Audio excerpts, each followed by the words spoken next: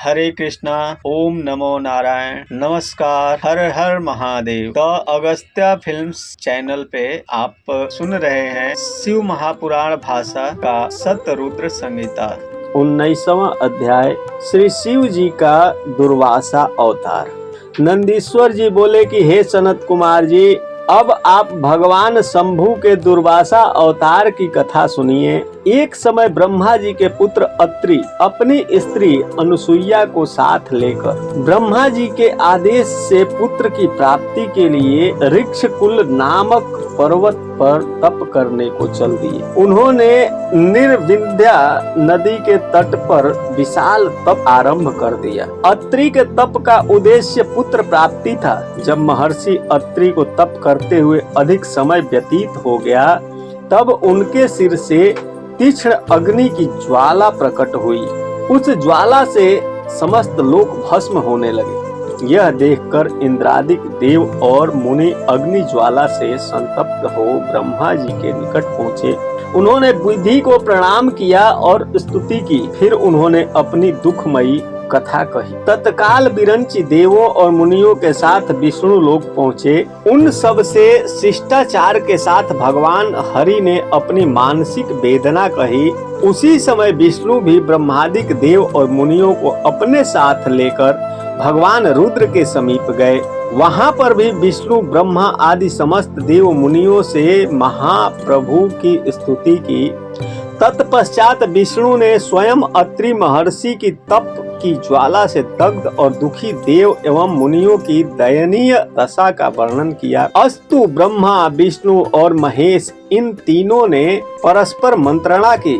तत्पश्चात तीनों ही देव महर्षि अत्रि को वर देने को उनके आश्रम पर गए। अत्रि ने तीनों देवों को उनके चिन्हों से पहचान कर प्रणाम पूर्वक स्तुति की।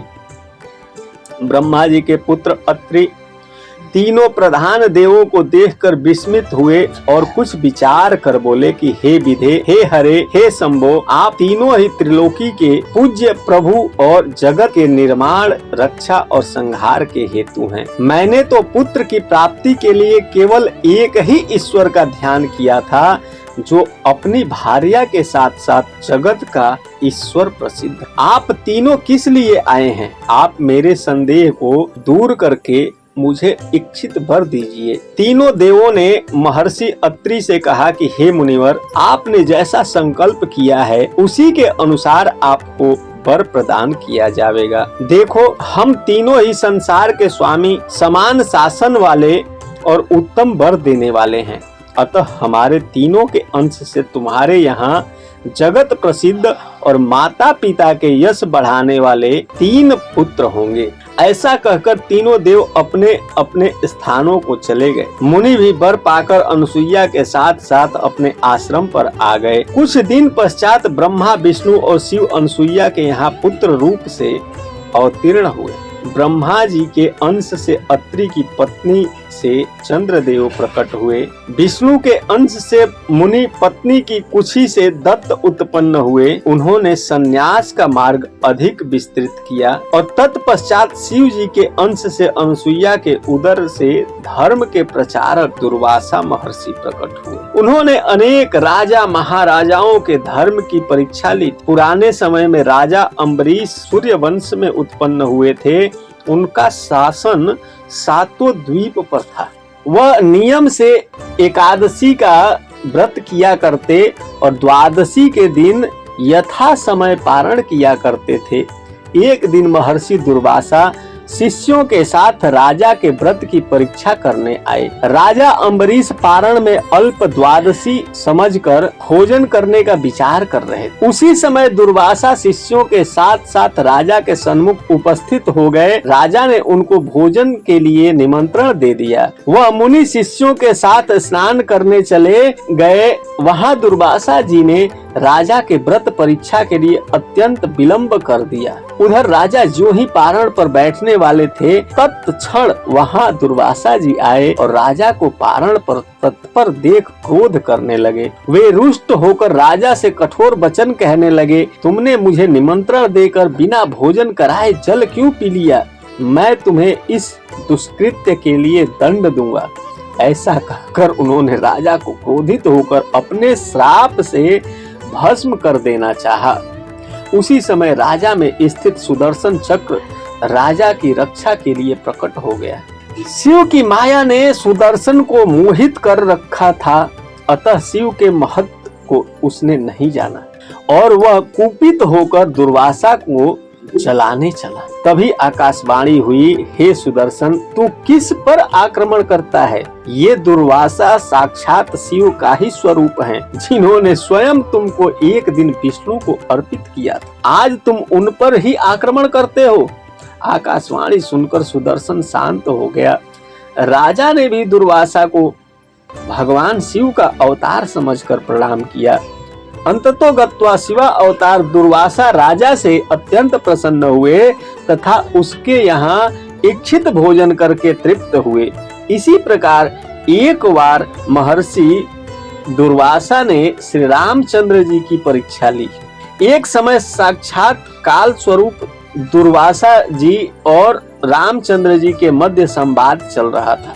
उसमें वह निश्चय किया गया कि दोनों के संवाद में कोई न आने पावे। जब दोनों में किसी विषय पर गंभीर बात चल रही थी, उसी समय बलात् वहां लक्ष्मण जी उपस्थित हो गए। यह देखकर श्री रामचंद्र जी ने उन्हें त्याग दिया।